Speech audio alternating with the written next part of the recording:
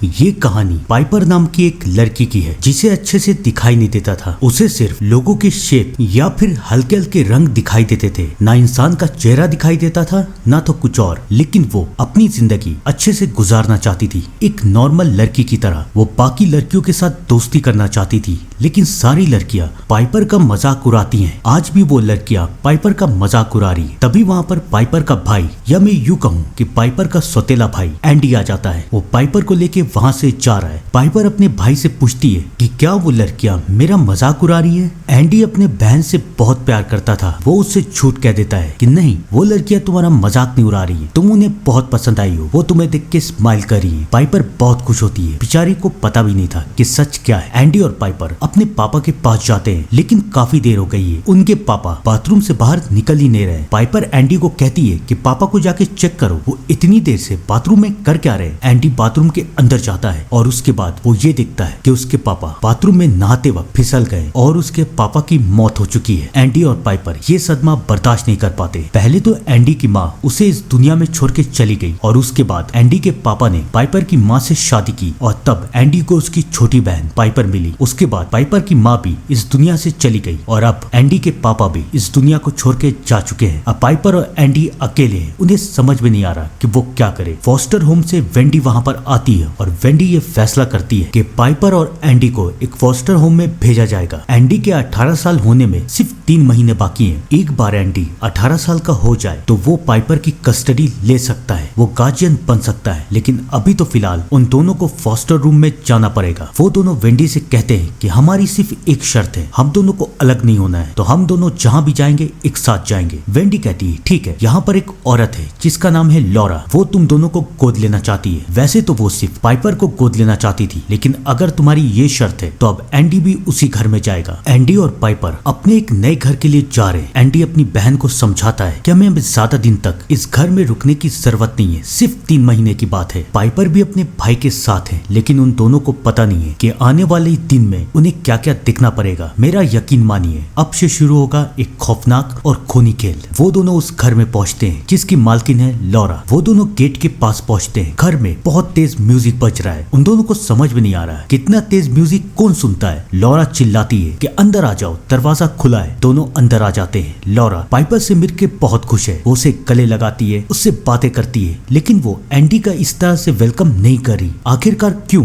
Andy को इस बात का एहसास हो रहा है, लेकिन एंडी ये सब माइंड नहीं कर रहा। लॉरा बहुत खुश है उन दोनों से मिलके। पाइपर भी लॉरा से मिलके बहुत खुश है। कई साल के बाद उसे कोई ऐसा मिला है जो उसे इतना स्पेशल फील करवा रहा है। लॉरा उन दोनों को बताती है कि 2 साल पहले मेरी बेटी थी जिसका नाम था कैथी। वो एक एक्सीडेंट में इस दुनिया को छोड़ के चली गई और तब से मैं फॉस्टर होम के बच्चों को पालने का काम करती हूँ। मुझे ऐसा लगता है कि मैं अपनी बेटी की परवरिश कर रही हूँ। पाइपर को लॉरा बहुत अच्छी लगती है, लेकिन एंडी को लॉरा के ऊपर शक हो रहा है। उन दोनों को पता नहीं था कि उनके अलावा उस घर में एक और लड़का भी था। लॉरा उन दोनों को एक लड़के से मिलवाती है जिसका नाम है ओलिवर। लॉरा ये कहती है कि ये कुछ बोलता नहीं है, जब से ये यहाँ पर आया है तब से खामोश है। एंडी भी उसे देखता है, वो बहुत ही अजीब तरीके का है, वो बहुत ही सीरियस है और वो सीरियस तरीके से एंडी और पाइपर को देख रहा है। पाइपर एंडी से पूछती है कि ओलिवर दिखता कैसा है। एंडी अपनी बहन का दिल रखने के लिए झूठ कह रहा है कि ओलिवर तुम्हें देख के स्माइल कर रहा है, वो तुमसे बात करना चाहता है। लॉरा भी एंडी के झूठ में उसका साथ देती है। वो भी पाइपर को कहती है कि ओलिवर के बाल घुंघरैले हैं, वो स्माइल करता है और वो तुम्हें अच्छे से देख रहा है। एंडी को लगता है कि शायद लॉरा एक अच्छी औरत है, लेकिन बेचारे को पता नहीं था कि आगे आगे क्या होगा। उसके बाद लॉरा पाइपर और एंडी को उसका कमरा दिखाती है। एंडी अपने दोस्त से बात कर रहा है कि कैसा अजीब सा घर है, बस 3 महीने के बात है और उसके बाद मैं यहाँ से निकल जाऊंगा। वो अपने दोस्त से बात ही कर रहा था कि तभी वहाँ पर लॉरा आ जाती है और लॉरा एंडी का मोबाइल चेक करने लगती है। एंडी जिसे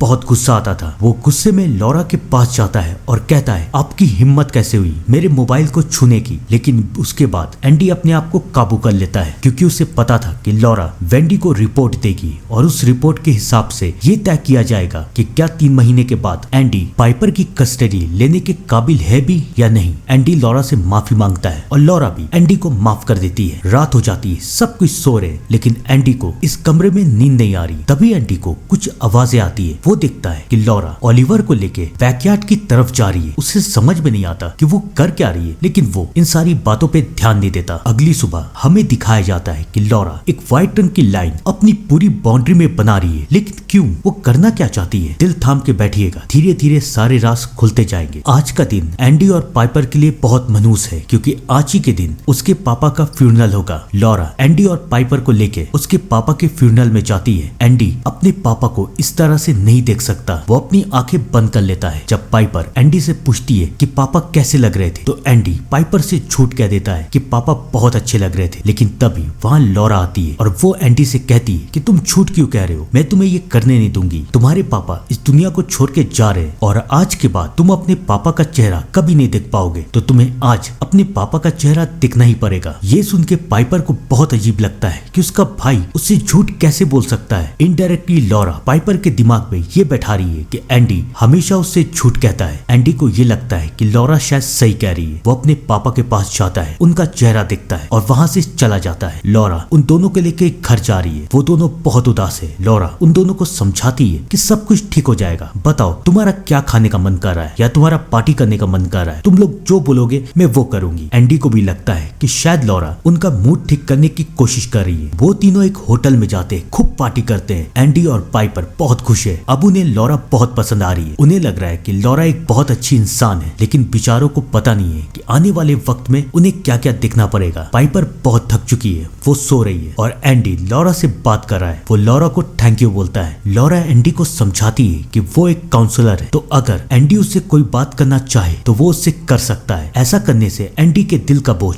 हल्का हो जाएगा। एंडी को भी ऐसे ही लगता है कि शायद उसे लॉरा से बात करनी चाहिए। वो उससे बात करता है। वो उससे बताता है कि तुम्हें पता है बचपन से मेरे पापा मुझे पसंद नहीं करते। उन्हें ऐसा लगता है कि मेरी माँ मेरी वजह से इस दुनिया को छोड़ के चली गई, इसलिए वो मुझसे नफरत करते थे और इसलिए उन्होंने पाइपर की माँ से शादी की। और जब पाइपर हमारे घर में आई तो मैं पाइपर को पसंद नहीं करता था। मुझे लगता था कि मेरे पापा मेरे हिस्से का सारा प्यार इसे दे रहे, तो मैं बचपन में पाइपर को तंग करता था। लेकिन धीरे धीरे मुझे पाइपर पसंद आने लगी और अब वो मेरी फैमिली है। लॉरा एंडी की बात सुन के उसे समझाती है कि सब कुछ ठीक हो जाएगा और उसके बाद एंडी भी सो जाता है। लेकिन एंडी ये नहीं देख पाता कि लॉरा के दिमाग में आखिरकार चल क्या रहा है। वो एंडी के बिस्तर को गीला कर देती है। अगली सुबह जब एंडी उठता है तो देखता है कि उसका बिस्तर भीगा हुआ है। उसे समझ भी नहीं आता कि ये सब कैसे हुआ। वो नीचे की तरफ जाता है। पाइपर भी उसका मजाक उड़ा रही है और लॉरा भी। एंडी को समझ में नहीं आ रहा कि ये सब कैसे हुआ। तब पाइपर एंडी को बताती है कि मैं और लॉरा शॉपिंग करने के लिए जा रही हूँ, तुम घर में अकेले ओलिवर के साथ रहना। लॉरा एंडी को समझाती है कि ओलिवर को उसके कमरे से बाहर मत निकलने देना, हाँ उसे बीच बीच में कुछ खाने का दे देना। और उसके बाद लॉरा और पाइपर वहाँ से चली जाते हैं। अब घर में एंडी और ओलिवर अकेले हैं। एंडी को लगता है कि उसे ओलिवर से बात करनी चाहिए, शायद ओलिवर को अच्छा लगे, शायद वो बोलना चालू कर दे। वो ओलिवर से बात करता है लेकिन ओलिवर तो कुछ भी बोलने को तैयार ही नहीं है। वो ओलिवर को कहता है कि मैं तुम्हें एक पेपर और पेन देता हूँ, उस पेपर और पेन में लिख के मुझसे बात करो। ओलिवर पेन को उठाता है और पेपर में सिर्फ एक वर्ड लिखता है, बर्ड। एंडी को समझ में नहीं आता कि इसका क्या मतलब होता है। लेकिन उसके बाद वो ओलिवर को खाने के लिए फ्रूट्स दे रहा है और फ्रूट्स रखने के लिए एंडी प्लेट को खोज रहा है। लेकिन फिर एंडी ये देखता है कि ओलिवर चाकू को खाने की कोशिश कर रहा है। एंडी बहुत डर जाता है। वो ओलिवर को लेके बाहर की तरफ भागता है। लॉरा के घर की एक खासियत थी, उसके घर के चारों तरफ एक व्हाइट रंग की बाउंड्री बनी हुई थी। ओलिवर उस बाउंड्री को पार करने से मना करता है, लेकिन एंडी जबरदस्ती उसे उस पार ले जाता है और जैसे ही ओलिवर उस बाउंड्री के पार जाता है वो तड़पने लगता है। एंडी को समझ भी नहीं आता कि ये क्या हो रहा है। तभी वहाँ पर लॉरा और पाइपर दोनों आ जाती हैं। लॉरा चिल्लाती है, तुमने इसे इस लाइन के बाहर क्यों लाया, तुमने इसे घर के बाहर क्यों लाया, अंदर जाओ तुम दोनों के दोनों, मैं देखती हूँ कि इसे क्या हुआ है। और उसके बाद लॉरा ओलिवर को लेके एक कमरे में चली जाती है। लेकिन ये क्या, लॉरा डॉक्टर को तो नहीं बुला रही, वो कोई जादू कर रही है। और उसके मंत्र पढ़ने के बाद ओलिवर शांत हो जाता है। एंडी और पाइपर किसी को समझ में नहीं आ रहा कि ये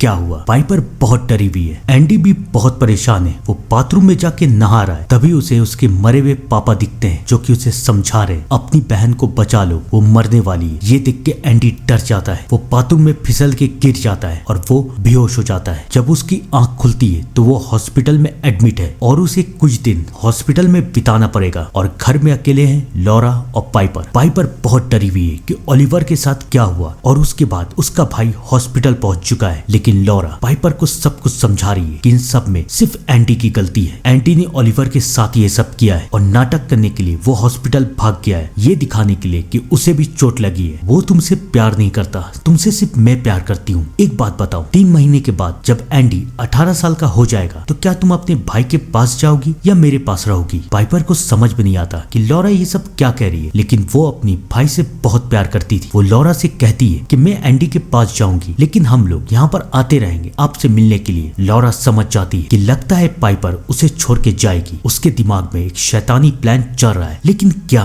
दिल थाम के बैठिएगा, इस कहानी का खौफनाक सच जल्दी आप लोगों के सामने आएगा। एक हफ्ते बीत जाते हैं और फाइनली एंडी भी घर आ जाता है। आज की रात एंडी सो रहा है, सब कुछ सो रहे हैं, लेकिन किसी को पता नहीं है कि आज की रात क्या होने वाला है। लॉरा पाइपर के कमरे में जाती है और उसकी आंख पे हमला करके वहां से भाग जाती है। पाइपर दर्द से चिल्ला रही है। अगली सुबह एंडी उठता है तो लॉरा उससे पूछती है, तुमने कल रात क्या किया? तुमने पाइपर के ऊपर हमला क्यों किया? एंडी हैरान है कि ये सब तुम क्या कह रही हो। वो अपनी बहन को देखता है, उसकी आंख में चोट का निशान है। वो चिल्लाता है, ये किसने किया? क्या ये ओलिवर ने किया है? वो ओलिवर की तरफ देखता है तो ओलिवर अजीब तरीके से बिहेव कर रहा है। वो समझ जाता है कि ये सब लॉरा का किया धरा है, लेकिन क्यों? लॉरा ये सब क्यों कर रही है? और वहाँ दूसरी तरफ लॉरा पाइपर के सामने ये कह रही है कि देखो, तुम्हारा भाई तुमसे नफरत करता है, तुम उसकी सौतेली बहन हो ना, इसलिए वो बचपन से तुमसे नफरत करता था कि पापा तुमसे प्यार करते थे और इससे नहीं। पाइपर को समझ में नहीं आता कि ये सब क्या हो रहा है। लॉरा की बात सुन के एंडी को बहुत गुस्सा आ रहा है। वो गुस्से में चिल्लाता है कि अपनी बकवास बंद करो, तुम्हारी बेटी जैसे मरी थी वैसे ही मैं अपनी बहन को तुम्हारे पास छोड़ के नहीं जाऊंगा। तुम मेरी बहन के ख्याल रखने के काबिल हो ही नहीं। लॉरा को गुस्सा आ रहा है और एंडी को भी। और अब पाइपर चिल्लाती है। पाइपर अपने भाई को कहती है, प्लीज यहाँ से चले जाओ। एंडी को समझ में नहीं आ रहा कि वो अपनी बहन को कैसे समझाए। वो फॉस्टर होम की तरफ जाता है ताकि वो वेंडी को जाके सारी सच्चाई बता सके। और यहाँ पे आएगा इस कहानी का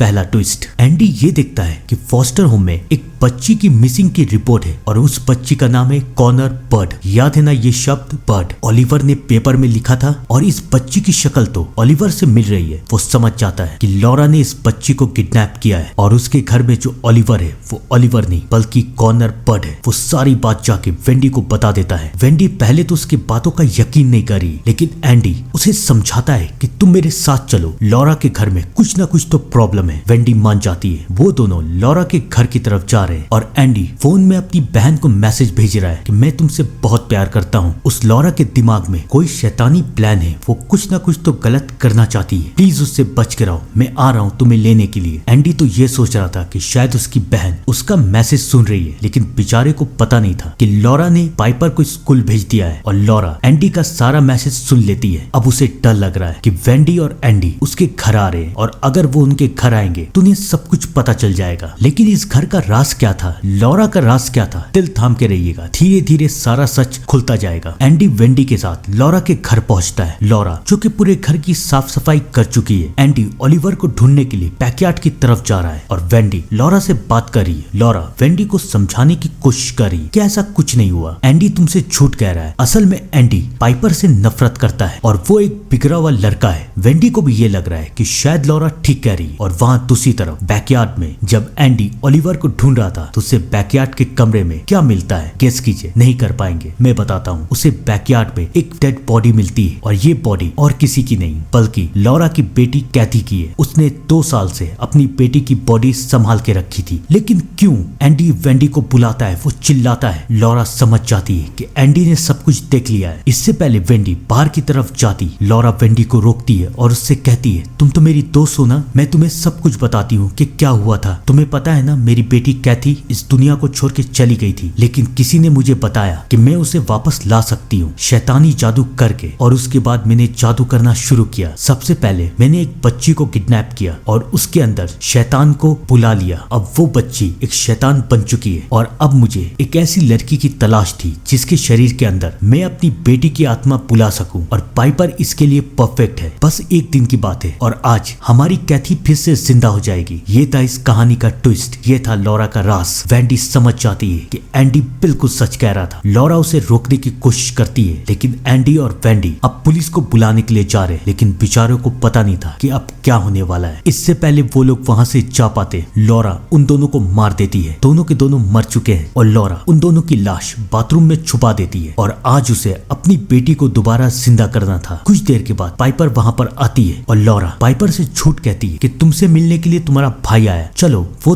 बैकयार्ड में तुम्हारा इंतजार कर रहा है। पाइपर भी उसके पीछे जाती है, लेकिन फिर उसे एहसास होता है कि यहाँ पर कुछ ना कुछ तो गड़बड़ है। वो बाथरूम की तरफ भागती है और बाथरूम में उसे उसकी भाई की लाश मिलती है। वो समझ जाती है कि उसके भाई ने जो कुछ कहा था सब कुछ सही था। लॉरा के दिमाग में कोई ना कोई प्लान है, लेकिन इससे पहले वो बेचारी वहां से भाग पाती, लॉरा उसे पकड़ लेती है और अब वो उसे मार के अपनी बेटी को जिंदा करना चाहती है। लेकिन अब वो वक्त था जब लॉरा के अंदर की मां जाग जाती है। उसे एहसास हो जाता है कि शायद वो गलत कर रही है। वो पाइपर को छोड़ देती है। पाइपर जंगल की तरफ भागती है। ओलिवर पाइपर के पीछे भागती है, लेकिन वो उस लाइन को क्रॉस कर देती है। उस लाइन को क्रॉस करने के बाद उसके शरीर से शैतान निकल जाता है। एंडी ने मरने से पहले पुलिस को कॉल कर दिया था और पुलिस भी वहां पहुंच जाती है। पुलिस पाइपर और ओलिवर दोनों को बचा लेती है। और अगर हम लोग बात करें लॉरा की, तो लॉरा अपनी बेटी के साथ उस स्विमिंग पूल में डूब के मर जाती है। लेकिन ये कहानी यहाँ खत्म नहीं हुई। मुझे लगता है कि पाइपर इस कहानी का पार्ट 2 भी ला सकती है। आपको क्या लगता है? कमेंट करके बताइएगा। तब तक के लिए thank you and good bye.